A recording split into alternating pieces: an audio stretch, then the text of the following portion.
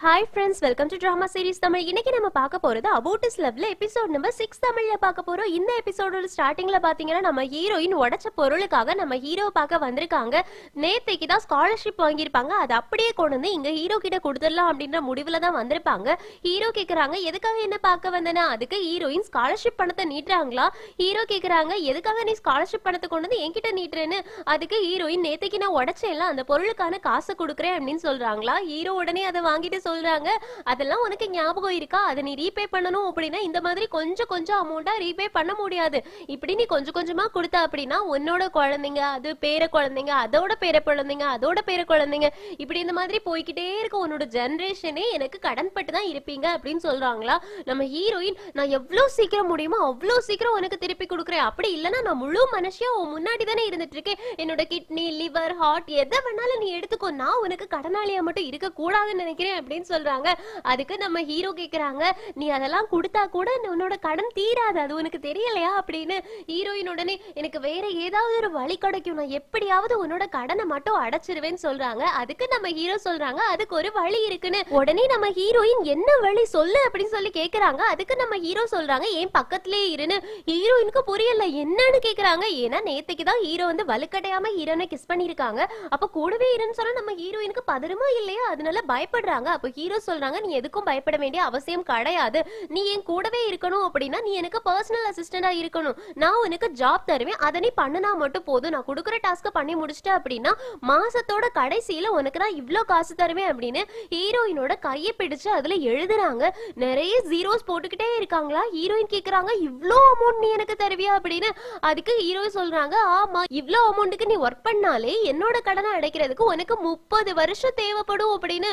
நம்ம ஹீரோயின் உடனே யோசிக்கிறாங்க 30 வருஷம் அப்படின்னா நான் யானை மறந்துடணுமா அப்படின்னு. அதுக்கு ஹீரோ சொல்றாங்க எனக்கு அதெல்லாம் தெரியாது, நீ யாரை மறக்கிறியோ யாரை மறக்காம இருக்கியோ அதெல்லாம் எனக்கு எந்த பிரச்சனையும் கிடையாது, நீ 30 வருஷத்துக்கு எனக்கு கடனாளியா இருக்க போறியா இல்லனா உன்னோட லைஃப் லாங் கடனாளியா இருக்க போறியா அப்படின்னு கேக்குறாங்க. நம்ம ஹீரோயின் எனக்கு கொஞ்சம் யோசிக்கிறதுக்கு டைம் வேணும்னு சொல்றாங்க.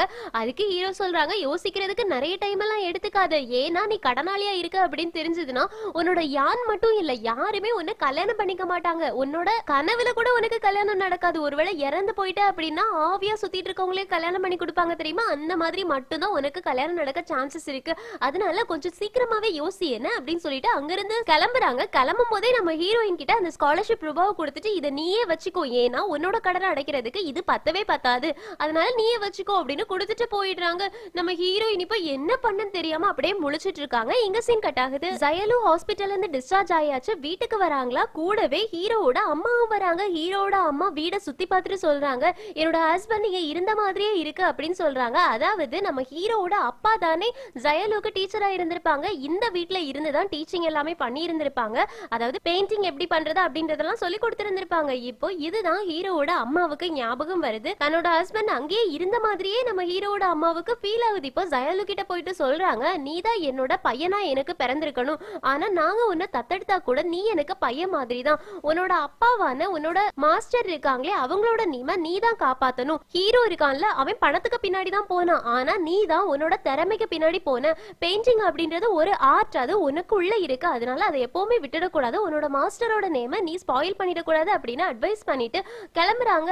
இப்போ ஜயலுவும் ஹீரோவோட அம்மா போனதுக்கு அப்புறமா பெயிண்டிங் பண்ண ஆரம்பிச்சிடுறாங்க. இங்க சீன் கட் ஆகுது. இப்போ ஹீரோ ஆபீஸ்ல இருந்துட்டு இருக்காங்க. அப்போ அசிஸ்டன்ட் போயிட்டு சொல்றாங்க நம்ம நேத்திக்கு ஒரு பொண்ணை பத்தி பேசி இருந்தோம்ல, அந்த பொண்ணோட நேம் ஜூயி, அவங்க தான் உங்களோட ஆர்ட் கேலரியில இருக்கக்கூடிய மேக்ஸிமம் ஷேர்ஸ் வாங்கி வச்சிருக்காங்க, இருந்தாலும் கொஞ்சம் வந்து உங்க அம்மா கிட்ட இருக்கு, இருந்தாலும் அதை அவங்க கொஞ்சம் கொஞ்சமா ஜூயிக்கு டிரான்ஸ்ஃபர் பண்ணனாலும் பண்ணிடுவாங்க போல இருக்கு, அதனால நீங்க கேர்ஃபுல்லா இருக்கணும் அப்படின்னு சொல்றாங்க. அதுக்கு நம்ம ஹீரோ என்னோட அம்மா என்னைக்குதான் என்னோட பக்கம் நின்றுருக்காங்க, கண்டிப்பா அவங்க நினைச்சதுதான் பண்ணுவாங்க, அதனால வேற ஏதாவது தான் நம்ம பிளான் பண்ணி ஆகணும் அப்படின்னு. இப்போ அசிஸ்டன்ட் நம்ம ஹீரோ கிட்ட கேக்குறாங்க நீங்க ஹீரோயினை உங்க பக்கத்திலே இருக்க சொல்லிருக்கீங்கல்ல, அதை பத்தி ஏதாவது பிளான் வச்சிருக்கீங்களா அப்படின்னு. அதுக்கு நம்ம ஹீரோ சொல்றாங்க நீங்க என்ன நினைக்கிறீங்க அப்படின்னு. அசிஸ்டன்ட் சொல்றாங்க அப்படி இல்ல அவ ஒரு பொண்ணு அப்படின்னு சொல்றாங்களா. அதுக்கு நம்ம ஹீரோ சொல்றாங்க எனக்கு அவ மேல எந்த இன்ட்ரெஸ்டுமே கிடையாது, அவளால என்னோட நோய் சரியாகும், அதனாலதான் அவளை என் பக்கத்துல வச்சுக்கணும்னு ஆசைப்பட்டேன், மத்தபடி எனக்கு அவ மேல ஒரு ஃபீலிங்ஸும் இல்ல, அதே மாதிரி அவ என்னோட எதிரியான அந்த பூனைக்கு போயிட்டு ஹெல்ப் பண்ணிட்டு இருக்கா, அதனால கண்டிப்பா அவளை எனக்கு பிடிக்க போறது கிடையாது அப்படின்னு சொல்லிடுறாங்க. அசிஸ்டன்டும் அப்படியா அப்படின்னு சொல்லி கேட்டுக்கிறாங்க. இங்க கட் பண்ணா பாய் புது புது ட்ரெஸ் போட்டுட்டு லீஷி முன்னாடி போய் நிக்கிறாங்களா. அப்ப லீஷி கேக்குறாங்க உனக்கு ஏதாவது லாட்டரி அடிச்சுட்டா என்ன அப்படின்னு. அதுக்கு அதுக்கு ஃபாய் சொல்றாங்க, ஆமா லாட்டரி மாதிரி தான், அந்த பூனைக்கு வந்து நம்ம சப்போர்ட் பண்ணி ஹாஸ்பிட்டல்ல இருந்தோம்ல, அதுக்காக அவங்களோட கார்டியனான ஹீரோட அம்மா எனக்கு நிறைய காசு கொடுத்தாங்க, அதுலதான் நான் இந்த மாதிரி நிறைய ட்ரெஸ்ஸஸ் வாங்கிட்டு இருக்கேன் அப்படின்னு. அதுக்கு லீஷி சொல்றாங்க, இதெல்லாம் ரொம்ப பெரிய தப்பு, அந்த காசு நீ உடனே திருப்பி கொடுன்னு சொல்றாங்க. ஃபாய் சொல்றாங்க, நான் ஃபர்ஸ்ட் திருப்பி கொடுக்க தான் செஞ்சேன், ஆனா அவங்க தான் இல்ல வேண்டாம் அப்படின்னு சொல்லிட்டாங்க. அது மட்டும் இல்லாம நான் நிறைய காசு செலவு பண்ணிட்டேன், இன்னும் கொஞ்சம் காசு தான் என்கிட்ட இருக்கு. ஆல்ரெடி நான் அவனுக்கு ஒரு பவுல் வாங்கி கொடுக்கறதுக்கு என்கிட்ட இருந்த பாதி காசு செலவு பண்ணிட்டேன், அதுக்கு பதிலா அவங்க கொடுத்ததை நான் அக்செப்ட் பண்ணா என்ன இப்படின்ற மாதிரி அவங்க பக்கமே பேசிக்கிட்டு இருக்காங்க. லீஷியும் சரி ஓகே விடு அப்படின்னு விட்டுடுறாங்க. இப்போ ஃபாய் வந்து நான் ஷாப்பிங் போக ரெடியாக போறேன் அப்படின்னு வெளியில கிளம்பி போறாங்க. அப்போ ஜயலு அவங்களோட வீட்டு டோரை ஓபன் பண்ண பாக்குறாங்க, ஆனா பாஸ்வேர்டை யாரோ சேஞ்ச் பண்ணிருக்காங்க. ஜயலுக்கு புரிஞ்சிருச்சு இது ஹீரோவோட வேலை தான் அப்படின்னு. ஏன்னா ஹீரோவுக்கு ஜயலு ஹீரோயினோட வீட்டு மாடியில இருக்குது பிடிக்காது, அதனால வேணுனே பாஸ்வேர்டை சேஞ்ச் பண்ணிருப்பாங்க. அதனால ஜயலுவால இனி இங்க இருக்கவே முடியாது. இப்ப ஃபாய் கேக்குறாங்க, நீ பாஸ்வேர்டை மறந்துட்டியா என்ன அப்படின்னு. அதுக்கு ஜயலு கேக்குறாங்க, நீங்க ரெண்டு பேரும் அன்னைக்கு என்னோட வீட்டுக்கு எப்படி உள்ள வந்தீங்கன்னு. உடனே ஃபாய் அவங்க ஏறி போயிருப்பாங்கல்ல ஜன்னல் வழியா அதை காமிச்சு கொடுக்கறாங்க. உடனேயே ஜயலுவும் அது வழியா ஏறி குதிச்சு தனக்கு தேவையான பொருட்களை மட்டும் எடுத்துக்கிறாங்க. ஜயலு யோசிக்கிறாங்க, இந்த வீட்ல இருந்து நான் சீக்கிரமா கிளம்ப வேண்டிய டைம் வரும்னு எனக்கு தெரியும், ஆனா இவ்வளவு சீக்கிரமா வரும் அப்படின்றது எனக்கு தெரியவே செய்யாது அப்படின்னு அங்க இருக்கக்கூடிய ஒவ்வொரு டிராயிங்கையா அப்படியே பார்த்துட்டு அங்க இருந்து கிளம்பி போயிடுறாங்க. இங்க சீன் கட் ஆகுது. லீஷி இப்போ யானோட காலேஜ்க்கு அவங்களோட டிபார்ட்மெண்ட்டுக்கு வந்திருப்பாங்க. ஆக்சுவலி இவங்க இந்த கிளப்ல சேர்றதுக்காக எல்லாம் வந்திருக்க மாட்டாங்க, சும்மா சுத்தி பார்த்துட்டு போகலாம் அப்படின்னு தான் வந்திருப்பாங்க. ஆனா அங்க இருக்கக்கூடிய சீனியர்ஸ் ரெண்டு பேரும் வந்து லீஷி இங்க அட்மிஷனுக்காக தான் வந்திருக்காங்க, கிளப்ல சேர்றதுக்காக தான் வந்திருக்காங்க அப்படின்னு தப்பா புரிஞ்சுக்கிட்டு லீஷி கிட்ட போயிட்டு நீங்க இந்த டெஸ்ட் அட்டெண்ட் பண்ணுங்க, இதுல பாஸ் ஆயிட்டீங்க அப்படின்னா நீங்க எங்களோட கிளப் மெம்பர் ஆயிடலாம் அப்படின்னு சொல்லியிருப்பாங்க. லீஷி வந்து இல்ல இல்ல நான் டெஸ்ட் எல்லாம் எழுதுறதுக்கு வரல அப்படின்னு சொல்றாங்க. இருந்தாலும் ரெண்டு பேரும் கன்வின்ஸ் பண்ணி இதுல இருக்கக்கூடிய क्वेश्चंस எல்லாம் ரொம்பவே டஃப்பா இருக்கும் அப்படின்ற மாதிரி எல்லாம் பேசுறாங்களா. உடனே லீஷிக்கு ஒரு ஆர்வம் வந்துருது, ஏன்னா அவங்களுக்கு படிப்பு அப்படின்னா ரொம்ப பிடிக்கும், அதுலயும் டஃப்பா ஏதாவது இருந்துச்சு அப்படின்னா அதை கண்டிப்பா அட்டெண்ட் பண்ணியே தீருவாங்க. அதனால சரி ஓகே அப்படின்னு அந்த எக்ஸாமை அட்டெண்ட் பண்றாங்க. இப்போ சீனியர்ஸ் ரெண்டு பேரும் லீஷி எழுதக்கூடியதை பார்த்துட்டு சொல்றாங்க, பாரு அவளோட கை வந்து பட்டர்ஃப்ளை மாதிரி எல்லா क्वेश्चंसக்கும் கடகடன்னு ஆன்சர் பண்ணிட்டு இருக்குது, இதை மட்டும் யான் பார்த்தா அப்படின்னா கண்டிப்பா ஏங்கி போயிடுவோம், அவனை விட ஜீனியஸ் ஒருத்தவங்க இருக்காங்க அப்படின்னு நினைச்சிடுவான் அப்படின்னு சொல்லிட்டு இருக்கும் போதே அங்க ரூனா வராங்க. ரூனாவை சீனியர்ஸ் ரெண்டு பேருமே இன்வைட் பண்றாங்க, ஏன்னா இதே क्वेश्चन பேப்பருக்கு ஆன்சர்ஸ் இந்த சீனியர்ஸ்க்கு சொல்லி கொடுக்கறதுக்காக தான் ரூனா வந்திருப்பாங்க. இப்ப சீனியர்ஸ் வந்து ரூனா கிட்ட நிறைய क्वेश्चंस கேக்குறாங்க, அதுக்கெல்லாம் பெரிய புத்திசாலி மாதிரி ரூனா எல்லாத்துக்குமே ஆன்சர் பண்ணிட்டு இருக்காங்க. ஆனா இந்த பக்கம் இருந்து லீஷி ஒரு நமட்ட ஸ்மைல் பண்ணிக்கிட்டு இருக்காங்க. இப்ப லீஷி எக்ஸாம் முடிச்சாச்சு, சீனியர்ஸ் கிட்ட கொண்டு போய் எக்ஸாம் பேப்பர்ஸை கொடுத்தது மட்டும் இல்லாம ரூனா என்னென்ன क्वेश्चंसக்கு என்னென்ன தப்பு தப்பா பதில் சொன்னாங்க அப்படின்னு எல்லாத்தையுமே சொல்லிட்டு அங்க இருந்து கிளம்பி போயிடுறாங்க.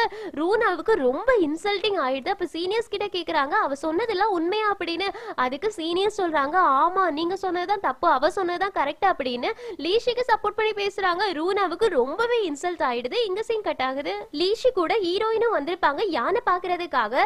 யான் வந்து கம்ப்யூட்டர் கிளாஸ்ல உட்கார்ந்துட்டு இருப்பாங்களா, அப்போ நம்ம ஹீரோயின் போயிட்டு யானை பாத்துக்கிட்டே நிக்கிறாங்க. அப்போ யான் எழுந்திருச்சு ஹீரோயின் பக்கத்துல வந்துட்டு, நீ என்ன பாத்துட்டு இருக்க அப்படின்ற விஷயம் எனக்கு ஃபர்ஸ்டே தெரிஞ்சது, நீ வந்தாலே எனக்கு கரெக்டா தெரிஞ்சிடும், சரி ஓகே இப்ப என்ன எதுக்காக பார்க்க வந்த அப்படின்னு கேக்குறாங்க. இப்படியே யான் கூட ஹீரோயின் பேசிக்கிட்டு இருக்கும் போது அந்த பக்கமா லீஷி போயிட்டு யான் யூஸ் பண்ணிட்டு இருந்த சிஸ்டம் பாக்குறாங்க. அதுல ஒரு கேம் பாதியில நிக்குமா, அந்த கேமை பார்த்துட்டு உடனே லீஷி அந்த கேமை விளையாட ஆரம்பிக்கிறாங்க. அதுல வின்னும் ஆயிடுறாங்க. அப்படியே திரும்பி வந்து ஹீரோயின் கிளம்பும் போது ஹீரோயின் கூட கிளம்பி போயிடுறாங்க.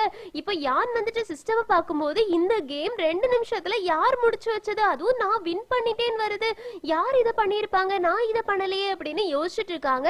யாராவது என்னோட சிஸ்டம் நான் போகும்போது யூஸ் பண்ணாங்களா அப்படின்னு எல்லார்கிட்டையும் கேக்குறாங்க. ஆனா யாருமே தெரியாது அப்படின்னு சொல்லிடுறாங்க. யானுக்கு யார் இதை முடிச்சிருப்பா அப்படின்னு ஒரே கியூரியாசிட்டியா இருக்குது. இங்க சீன் கட் ஆகுது. ஹீரோயின் இப்ப மார்க்கெட்ல இருந்து திங்ஸ் வாங்கிட்டு வீட்டுக்கு வராங்க. அப்போ ஹீரோயினோட சின்ன வயசுல இருக்கும்ல அந்த மாதிரி ஒரு பொண்ணு வந்து யாருக்கோ பயந்து ஓடுற மாதிரி இருக்குது. நம்ம ஹீரோயின் பார்த்துட்டு இருக்கும் போது 2 பெரிய ஆட்கள் வந்து அந்த சின்ன பொண்ணு அப்படியே துரத்திட்டு போறாங்க. ஏய் என்னோட காசை திருப்பி கொடு, நீ உன்னோட அப்பா தானே கடன் வாங்கினது, அதனால நீ தான் காசு திருப்பி கொடுக்கணும் அப்படின்னு சொல்லிட்டு போறாங்க. அந்த சின்ன பொண்ணு பயந்து ஒரு பார்க்குக்குள்ள ஓடுறாங்க. நம்ம ஹீரோயினும் பின்னாடியே ஓடுறாங்க. அதுக்கப்புறமா தான் நம்ம ஹீரோயினுக்கு தெரியுது அது அவங்களோட ஹாலுசினேஷன் மட்டும்தான் அப்படின்றது. அப்படியே திரும்பி போலாம் அப்படின்னு சொல்லிட்டு திரும்பி பாக்குறாங்க. அப்போ அங்க அந்த பூனைக்குட்டி ஜயலு இருக்காங்கல்ல, அவங்க உட்கார்ந்துட்டு இருக்காங்க. ஜயலுவை பார்த்தோன்னே நம்ம ஹீரோயின் போயிட்டு, உனக்கு என்னாச்சு, உன்னோட வீட்டுல இருக்காம திங்ஸ் எல்லாத்தையும் பேக் பண்ணிட்டு இங்க எதுக்காக வந்து இருக்க அப்படின்னு. அதுக்கு ஜயலு சொல்றாங்க, எனக்கு போறதுக்கு இடம் கிடையாது, அதனால நான் இங்கே இருக்கேன்னு. ஹீரோயின் கேக்குறாங்க, இங்கே இருக்க போறியா, எவ்வளவு நேரம் இங்கே இருப்ப, பார்க்லயே படுத்து தூங்கிடலாம் நினைச்சியா, உனக்கு இருக்கிற தங்குறதுக்கு இடம் இல்லையா அப்படின்னு ஜயலுவும் இல்ல அப்படின்னு சொல்லிடுறாங்க. அப்படின்னா அன்னைக்கு வந்தாங்கல்ல ஆன்டி, அவங்க கிட்ட கேட்கலாம்னு சொல்றாங்க. அதுக்கு ஜயலு இல்ல நான் கேட்க மாட்டேன்னு சொல்லிடுறாங்களா. ஹீரோயினுக்கு வேற வழி இல்ல, அதனால ஜயலுவ தன்னோட வீட்டுக்கே கூட்டிட்டு போறாங்க.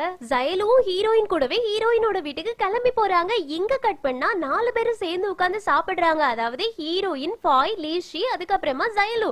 ஜயலு இப்ப சந்தோஷமா சாப்பிட்டுட்டு இருக்கத பார்த்துட்டு ஃபாய் கேக்குறாங்க, என்கிட்ட டிஸ்கஸ் பண்ணாம நீங்க எப்படி இந்த ஜயலுவ நம்மளோட வீட்ல தங்குறதுக்கு அலோ பண்ணலாம் அப்படின்னு. அதுக்கு லீஷி சொல்றாங்க, நீ ஆல்ரெடி ஜயலுவோட ஆன்டி கிட்ட இருந்து நிறைய காசு வாங்கிட்ட, அதனால உனக்கு பேசுறதுக்கே தகுதி கிடையாதுன்னு. அதுக்கு ஃபாய் சொல்றாங்க, சரி ஓகே ஓகே, அதனால நானும் ஒத்துக்கிறேன், வேற வழி இல்லையே, இவனை பாத்துக்கிறேன் அப்படின்னு சொல்லிட்டு தானே நான் காசு வாங்கினேன், அதனால இவன் இங்கே இருக்கட்டும், ஒன்னும் பிரச்சனை இல்ல. ஆனா ஒரே ஒரு விஷயம் மட்டும் சொல்லுங்க, இங்க 3 ரூம் தான் இருக்குது, இந்த ஜயலு எங்க போயிட்டு தங்குவான் அப்படின்னு. உடனே ஹீரோயினும் லீஷியும் அப்படியே ரூமை சுத்தி பாக்குறாங்க. ஒரு சைடுல மறைக்கிற மாதிரி 4 பக்கமும் கர்டன் போட்டு கொடுத்துட்டு அதுல ஒரு பெட் அரேஞ்ச் பண்ணிட்டு ஒரு ரூமையே புதுசா ரெடி பண்ணிடுவாங்க. அங்கதான் ஜயலுவுக்கு தூங்குறதுக்கு எல்லாமே லக்கேஜஸ் வைக்கிறது, அவங்க டிராயிங் பண்ணனா பண்றது, அந்த மாதிரி எல்லாத்தையுமே பண்ண சொல்லுவாங்க. ஜயலுவுக்கு எனக்கு இங்க இருந்தா போதும் அப்படின்ற மாதிரி இருக்குது. ஏன்னா அவங்களுக்கு தங்குறதுக்கு வீடு கூட கிடையாது, இப்போதைக்கு தங்குறதுக்கு இடமாவது இருக்குது, அதனால அவங்க சந்தோஷமா தங்குறாங்க. ஹீரோயின் வேலையை முடிச்சிட்டு ஜயலு பக்கத்துல சோஃபால போய் உட்காராங்களா. ஜயலு அப்படியே தூங்கி நம்ம ஹீரோயினோட ஷோல்டர்ல விழுந்துடுறாங்க.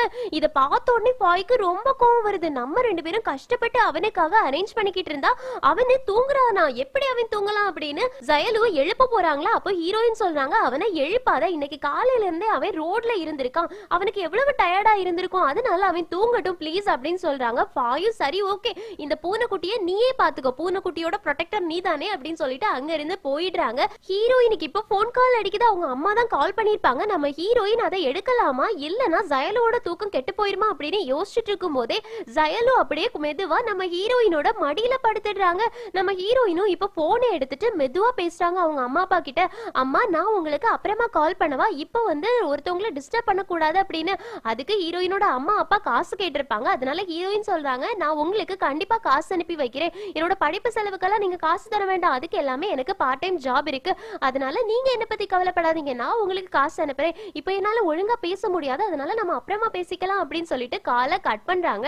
ஆக்சுவலி ஜயலு எழுந்திருச்சிட கூடாது அப்படின்றதுக்காக தான் நம்ம ஹீரோயின் இதெல்லாம் பண்ணி இருந்திருப்பாங்க. இப்ப மெதுவா ஜயலுவ அந்த சோஃபால படுக்க வச்சுட்டு அங்க இருந்து எழுந்திருச்சு போறாங்க. எல்லாருமே சொல்ற மாதிரி ஜயலு பூனைக்குட்டி மாதிரி ரொம்ப அழகா தூங்கிக்கிட்டு இருக்காங்க. இங்க கட் பண்ணா நம்ம ஹீரோயின் ரூம்ல போயிட்டு எவ்வளவு காசு இந்த தடவை அவங்களுக்கு வந்துச்சு, எவ்வளவு காசு செலவு பண்ணணும், அம்மா அப்பாக்கு எவ்வளவு அனுப்பணும் அப்படின்லாம் கால்குலேட் பண்றாங்க. ஆனா நம்ம ஹீரோயினுக்கு தலையே சுத்துது, நிறைய காசு தேவைப்படும், முக்கியமா ஹீரோட திங்ஸ் எல்லாம் உடைச்சாங்கல்ல, அதுக்கே நிறைய காசு கொடுக்க வேண்டியது வரும், நான் என்னதான் பண்ணட்டும் அப்படின்னு யோசிச்சுட்டு இருக்காங்க. அப்போ ஜயலு நம்ம ஹீரோயினோட ரூம் கதவை தட்டி எனக்கு பசிக்குதுன்னு சொல்றாங்க. நம்ம ஹீரோயின் கேக்குறாங்க, இப்பதானே நீ சாப்பிட்டுட்டு படுத்த, அதுக்குள்ள பசிக்குதான்னு.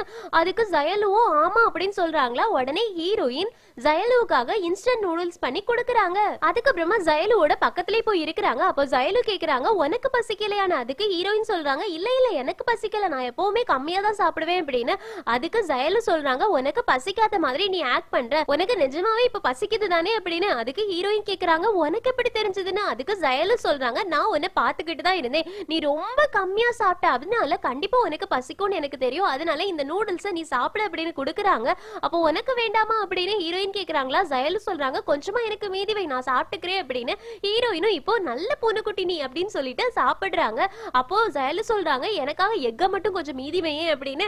ஹீரோயின் அப்படியே சிரிக்கிறாங்க. பாவம் பாத்தீங்களா, நம்ம பூனைக்குட்டி எக்கு கேக்குது. இப்போ ஹீரோயின் ஜயலு கிட்ட கேக்குறாங்க, நீ ஆல்ரெடி இங்க இருக்கிறதுனால நான் உன்கிட்ட ஒரே ஒரு விஷயம் கேக்குறேன், உனக்கு ஒரு ஆள் கூட ஒர்க் பண்றது பிடிக்கவே செய்யாது, ஆனா அவங்களுக்கு நீ கடன் பட்டிருக்க, அதனால அவங்களுக்கு கீழே நீ ஒர்க் பண்ணியே ஆகணும், அந்த சிச்சுவேஷன்ல நீ என்ன பண்ணுவ அப்படின்னு. அதுக்கு ஜயலு அடுத்த செகண்டே சொல்றாங்க, நீ அந்த ஒர்க்கை அக்செப்ட் பண்ணிக்காத, உனக்கு பிடிக்காததை நீ எப்பவுமே பண்ணாத அப்படின்னு சொல்றாங்க. உடனே ஹீரோயினுக்கு ஹாப்பி ஆயிடுது, என்னோட பூனைக்குட்டி எனக்கு பிடிச்சதே சொல்லிருக்கு, நானும் இதேதான் முடிவெடுத்து வச்சிருக்கேன் அப்படின்னு சொல்லிட்டு உள்ள போயிட்டு தூங்க போயிடுறாங்க. ஜயலுவுக்கு ஒண்ணுமே புரியல, ஹீரோயின் என்ன சொல்லிட்டு போறாங்க அப்படின்னு யோசிக்கிறாங்க. இங்க கட் பண்ண நம்ம ஹீரோவுக்கு மறுபடியும் நைட்ல அந்த நைட்மேர் வர ஆரம்பிக்குது, பிளட்டா கிடக்குது வீடு ஃபுல்லா. நம்ம ஹீரோ துடிச்சு போயிட்டு எழும்புறாங்க. எதுக்காக இந்த கனவு திரும்ப திரும்ப வருது அப்படின்னு சொல்லி நம்ம ஹீரோ யோசிச்சுக்கிட்டே இருக்காங்க. ஹீரோவால ஒரு செகண்ட் கூட தூங்க முடியல, நைட் ஃபுல்லா அப்படியே முழிச்சுட்டே இருக்காங்க. இங்க கட் பண்ணா அடுத்த நாள் காலையில நம்ம ஹீரோ ஹீரோயினுக்காக அவங்களோட ஆபீஸ் ரூம்ல வெயிட் பண்ணிட்டு இருக்காங்க. அப்போ அசிஸ்டன்ட் சொல்றாங்க, ஒருவேளை ஹீரோயின் டைமுக்கு வரமாட்டாளா இருக்கும், டிராபிக் ஏதாவது இருந்திருக்குமா இருக்கும், அவ கண்டிப்பா வருவா, கொஞ்ச நேரம் வெயிட் பண்ணுங்க அப்படின்னு. அதுக்கு ஹீரோ சொல்றாங்க, இல்ல இல்ல அவ வர்ற மாதிரி தெரியல, அவ எவ்வளவு ஸ்டபனான பொண்ணு, அவ எப்படி வருவா அப்படின்னு சொல்லி யோசிச்சுட்டு நான் இங்க இருந்து கிளம்புறேன். கிளம்ப போகும்போது நம்ம ஹீரோயின் கரெக்டா உள்ள வந்துட்டாங்க. சாரி லேட் ஆயிடுச்சு, முத நாள் ஆனதுனால டிராபிக் எவ்வளவு இருக்கும்னு எனக்கு தெரியல, டிராபிக்ல மாட்டிட்டே சாரின்னு சொல்றாங்க. நம்ம ஹீரோவுக்கு கொஞ்சம் ஸ்மைல் வருது. ஹீரோ கேக்குறாங்க, அப்படின்னா நான் கொடுத்த ஆஃபரை நீ அக்செப்ட் பண்ணிட்டியா, எனக்கு கீழே ஒர்க் பண்றதுக்கு உனக்கு ஓகேவா அப்படின்னு. அதுக்கு ஹீரோயின் சொல்றாங்க, நான் நைட்டு ஃபுல்லா யோசிச்சுட்டேன், கண்டிப்பா நான் இந்த வேலையை அக்செப்ட் பண்ணி தான் ஆகணும், இல்ல அப்படின்னா எனக்கு லைஃப் லாங் உனக்கு கடன் பட்டுட்டெல்லாம் இருக்க முடியாது, யாரோட கடனையும் நான் என்னோட தலை மேல வச்சுக்க மாட்டேன், எனக்கு சுதந்திரம் வேணும், அதனால உன்னோட கடனை எவ்வளவு சீக்கிரம் அடைக்க முடியுமோ அவ்வளவு சீக்கிரமா நான் அடைச்சிருவேன், அதனால ஃபர்ஸ்ட் உனக்கு என்ன வேலை பண்ணணும்னு சொல்லு அப்படின்னு சொல்றாங்க. அதுக்கு ஹீரோ ஃபர்ஸ்ட் கை கொடு அப்படின்னு ஹீரோயினோட கையை பிடிச்சிட்டு அப்படியே இழுத்துடுறாங்க. நம்ம ஹீரோயினை அப்படியே ஹக் பண்ணிக்கிறாங்க. ஹீரோயின் பயந்து போயிடுறாங்க. அப்போ அசிஸ்டன்ட் பார்த்து சிரிச்சிட்டு இருக்காங்க. இப்போ ஹீரோயின் ஹீரோவை தள்ளி விட்டுட்டு நீ என்ன பண்ணிக்கிட்டு இருக்க அப்படின்னு சொல்லி கேக்குறாங்களா. அதுக்கு நம்ம ஹீரோ சொல்றாங்க, இப்படிதான் நான் ஒரு எம்ப்ளாயியை வெல்கம் பண்ணுவேன், சரி ஓகேவா, ஃபர்ஸ்ட் நீ என்னோட கான்ட்ராக்ட சைன் பண்ணணும் அப்படின்னு கான்ட்ராக்ட்ல சைன் வாங்கிக்கிறாங்க. அதுக்கப்புறமா ஹீரோவோட ஆபீஸ்க்கு கூட்டிட்டு போறாங்க. உன்னோட முதல் வேலை என்னன்னா இந்த டாக்குமெண்ட்ல இருக்கக்கூடிய எல்லா கெஸ்டோட லிஸ்டையும் படி, அவங்களோட ஃபேஸ், அவங்களோட நேம், ஏஜ், அவங்க என்ன பண்றாங்க அப்படின்னு எல்லாத்தையுமே நீ மெமரைஸ் பண்ணணும். அதுவும் ஒரே நாளையில, நாளைக்கு காலையில நீ ஏன் கூட ஒரு பார்ட்டிக்கு வர போற, அந்த பார்ட்டிக்கு வர போற கெஸ்டோட டீடைல்ஸ் தான் இதுல இருக்குது, இதுல இருக்கக்கூடிய எல்லாத்தையுமே நீ மனப்பாடம் பண்ணா மட்டும்தான் அங்க வரக்கூடிய கெஸ்ட உன்னால கண்டுபிடிக்க முடியும், அதனால நீ உடனே இது எல்லாத்தையுமே மெமரைஸ் பண்ணு அப்படின்னு சொல்றாங்க. நம்ம ஹீரோயினுக்கு தலையே சுத்துது, இது இவ்வளவுத்தையும் நான் ஒரே நாள் நைட்டுக்குள்ளாடி மெமரைஸ் பண்ணணுமா, எப்படி என்னால முடியும் அப்படின்னு சொல்லி கேக்குறாங்க. அதுக்கு ஹீரோ, எனக்கு அதெல்லாம் தெரியாது, ஆனா நீ இதை மெமரைஸ் பண்ணி இந்த ஒர்க்கை மட்டும் கரெக்டா முடிச்சிட்ட அப்படின்னா இந்த ஒர்க்கை முடிஞ்ச அடுத்த செகண்டே உனக்கு நான் நிறைய காசு உன்னோட அக்கௌண்ட்ல போட்டு கொடுப்பேன்னு சொல்றாங்க. நம்ம ஹீரோயினுக்கு வேற வழி இல்ல, அதனால அந்த ஃபைல்ஸ் எல்லாத்தையும் வாங்கிட்டு வீட்டுல வந்து உட்கார்ந்து படிக்க ஆரம்பிக்கிறாங்க. ரூம்ல உட்கார்ந்துட்டு முட்டி முட்டி படிக்கிறாங்க, ரொம்ப புலம்பி புலம்பி படிக்கிறாங்களா. இது வெளியில ஜயலுவுக்கு கேக்குது. அதனால ஜயலு ஃபாய் கிட்ட கேக்குறாங்க, ஹீரோயினுக்கு என்ன ஆச்சு அப்படின்னு. அதுக்கு ஃபாய் சொல்றாங்க, உன்னோட ஹீரோயினுக்கு என்ன ஆச்சு அப்படின்னு எனக்கு தெரியாது, ஏதோ ஒரு ஒர்க் ப்ரெஷர்ல தான் அவ இருக்கா, புதுசா ஏதோ ஒரு ஒர்க்ல ஜாயின் பண்ணிருக்காளாம், அங்க நிறைய ஒர்க் ப்ரெஷர், இன்னைக்கு நைட்டு ஃபுல்லா இப்படிதான் அவ புலம்பிக்கிட்டு இருப்பா, இதெல்லாம் எனக்கு கேட்டு கேட்டு பழகிடுச்சு, அதனால நீயும் பழகிக்கோ இந்த வீட்டுல இருக்கணும்னா அப்படின்னு சொல்லிட்டு ஜயலுக்காக நூடுல்ஸ் பண்ணி கொடுத்திருப்பாங்க.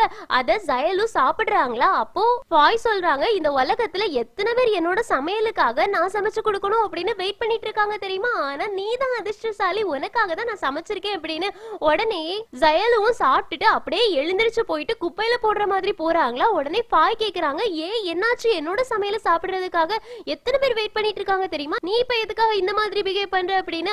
அதுக்கு ஜயலு சொல்றாங்க, உன்னோட நூடுல்ஸ் வந்து பாய்சன் மாதிரி இருக்கு, அதாவது விஷம் மாதிரி இருக்கு அப்படின்னு. அப்படியே ஃபாய் முறைச்சு பாக்குறாங்க. இங்க சிங்கட்டாவது இந்த எபிசோட் முடியுது. அடுத்த எபிசோட்ல ஹீரோயின் எல்லாத்தையுமே மெமரைஸ் பண்ணிட போறாங்களா. இந்த மெமரைஸ் பண்ற டாஸ்கை எதுக்காக நம்ம ஹீரோயினுக்கு கொடுத்தாங்க அப்படின்றது எல்லாத்தையுமே அடுத்தடுத்த எபிசோட்ஸ் பார்த்து தெரிஞ்சுக்கலாம். ஒரு இன்ட்ரெஸ்டிங்கான சம்பவத்துக்காக தான் நம்ம ஹீரோயினுக்கு இந்த டாஸ்க் கொடுத்திருப்பாங்க, அதனால அது எல்லாத்தையுமே பார்த்து தெரிஞ்சுக்கலாம். இந்த எக்ஸ்பிளனேஷன் உங்களுக்கு பிடிச்சிருந்துச்சுன்னா லைக் பண்ணுங்க, மறக்காம சேனலை சப்ஸ்கிரைப் பண்ணிடுங்க. Thank you friends, take care, by.